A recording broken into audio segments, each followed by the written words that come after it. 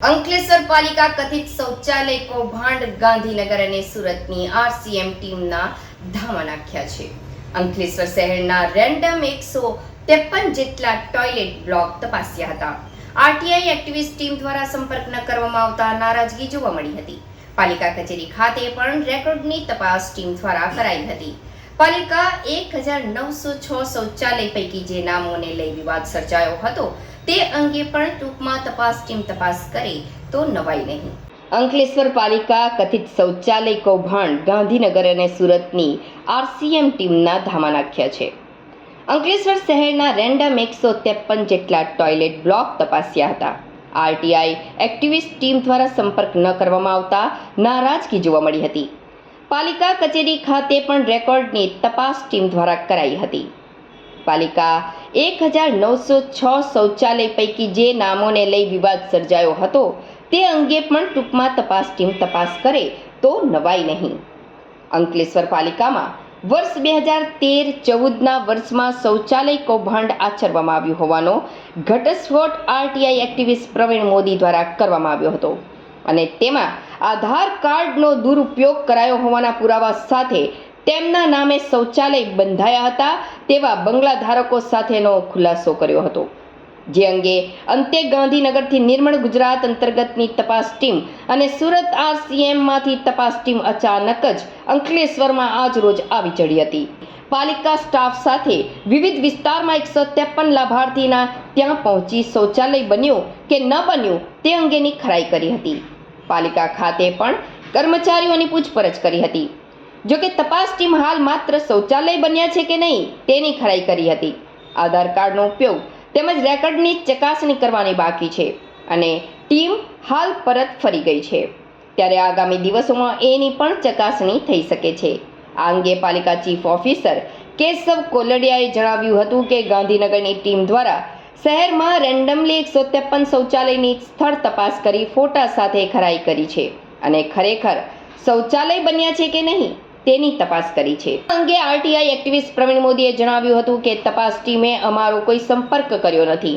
અમે ફરિયાદ કરી હતી તો અમારો સંપર્ક કરવો જોઈતો હતો। પાલિકા અધિકારીને સાથે રાખી જ્યાં બન્યા છે ત્યાં જ તપાસ કરી છે, પણ આધાર કાર્ડના વેરિફિકેશન તેમજ જેમના નામનો ઉલ્લેખ છે તેમને ત્યાં કરાઈ નથી। ટીમ અને આ અંગે રજૂઆત કરીશું અને આધાર કાર્ડ અને આરટીઆઈ હેઠળ આપેલ લિસ્ટના નામ આધારે તપાસ કરવામાં આવે તેવી અમારી માંગ છે। ગાંધીનગરની ટીમ તપાસ માટે આવી હતી, એ બાબતે આપણે જાણ કરવામાં આવી હતી ખરી? અત્યાર સુધી અત્યારે 12 વાગ્યા છે ત્યાં સુધી મને કોઈ જાણ કરવામાં આવી નથી અને હું આજે સવારે 11 વાગે પણ નગરપાલિકા ઉપર અમારા બધા ડોક્યુમેન્ટ્સ લઈને ત્યાં ગાડી ગયો હતો, પરંતુ ત્યાં ગાડી કોઈ જ નહોતા। ચીફ ઓફિસર એમની રૂમમાં બેઠેલા હતા, એટલે અમે પૂછ્યું કર્મચારીઓને કે કોઈ આવ્યું છે, પરંતુ તે કોઈ અમને જવાબ આપવા માટે કોઈ તૈયાર નહોતું। અને અમારું તો એટલું જ કહેવું છે કે જો ગાંધીનગરથી અધિકારીઓ આવ્યા હોય અને અમારી અરજીને અનુલક્ષીને આવેલા છે તો અમે જે અરજીઓની અંદર આક્ષેપો કરેલા છે કે જે સોસાયટી વિસ્તારમાં રહેતા વ્યક્તિઓ છે એમના આધાર કાર્ડ સાથે ત્યાં ગાડી લિંક કરેલા છે એ વ્યક્તિઓને, તો એ લોકોનું લિસ્ટ અમે બતાવવા માટે તૈયાર છીએ। તમે 5-25 ઘરે ગયા હશો, એ નિર્મળ સ્વચ્છ ગુજરાતની અંદર જે કંઈક શૌચાલયો બનાવેલા છે એ એમને બતાવી દીધા હશે અને એ રાજીપો કરીને જતા રહ્યા હશે, પરંતુ અમને રાજીપો નથી। અમે જો આ રીતે થશે તો અમે ફરીથી પાછી એક અરજી કરીશું કે અમને પણ ત્યાં ગાડી હાજર રાખવા। અમે એ વ્યક્તિઓને ત્યાં ગાડી લઈ જઈએ અને એ વ્યક્તિઓની સાથે અમે મુલાકાત કરાવીએ કે એ લોકોને ત્યાં ગાડી શૌચાલય બનાવેલા છે કે કેમ। લોકોએ કશું જ નથી, જે અગાઉ 300 સરકારે બનાવેલા હતા, સરકાર હસ્તક બનાવેલા હતા, સરકારે એના નાણાં ચૂકવેલા છે એને જ બતાવી દીધેલા હશે, તો પછી આજે અમને 1906નું જે લિસ્ટ આપવામાં આવેલું છે તો એ લિસ્ટ કેવી રીતે અમને આપવામાં આવેલું છે? એ જ લિસ્ટની અંદર જે શૌચાલયો બનાવેલા છે એ લોકોના આધાર કાર્ડ એ લોકોને લિંક કરીને ત્યાં ગાડી આપી દેવામાં આવેલા છે અને એ અપલોડ કરેલી યાદી અમને આપવામાં આવેલી છે।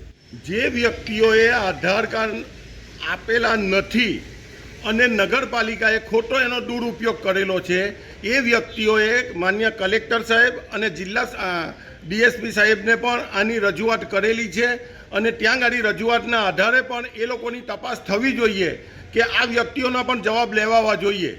અને એ વ્યક્તિઓના ઘરે જઈને જોવું જોઈએ કે શૌચાલય બનાવેલા છે કે કેમ. અચ્છા, આ બાબતે તંત્ર તરફથી આપણે ગાંધીનગરની વિજિલન્સ ટીમ આવી છતાં આપને સંતોષ નથી, તો હવે શું કરવામાં આવશે અને તમે શું કરશો આ બાબતે? અમે ફરીથી પાછી એક અરજી કરીશું કે અમારો જવાબ લેવામાં આવે. જો અરજી કરતાનો જવાબ લેવામાં ન આવે તો પછી એ અમને સંતોષ કેવી રીતે થવાનો? અને અમે તો ત્યાં સુધી નગરપાલિકાને કહેવા માંગીએ છીએ કે એક બાજુ અમને બેસાડો, એક બાજુ નગરપાલિકા બેસે, અને બીજી બાજુ છે તે જે ટીમ આવેલી છે એ ટીમ અમારી પાસે બંને પાસે આક્ષેપો કરે અને જે કંઈક અમારી પાસે પુરાવા છે તે માંગે, બંને પાસે પુરાવા માંગે, અને એમાં દૂધનું દૂધ અને પાણીનું પાણી થઈ જશે.